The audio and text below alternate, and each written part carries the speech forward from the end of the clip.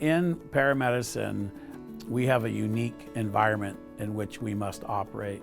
So we do high fidelity simulations that sometimes are indistinguishable from the actual scenarios that they'll run in the real world.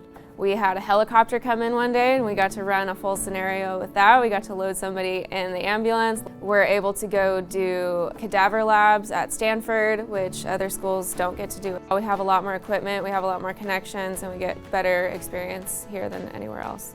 The professors here are amazing. They come from a lot of diverse backgrounds. They're very hands-on with all the students, and it's really clear that they want us to all succeed. Most of the students leave here and stay within the community.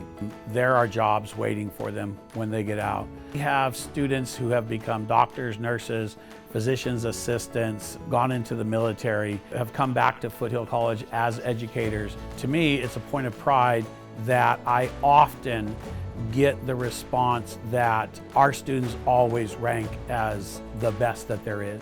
If you are on the fence between Foothill and another school, what you get here for the affordability and the price that it is, you get a lot more opportunity, a lot more experience than you would anywhere else.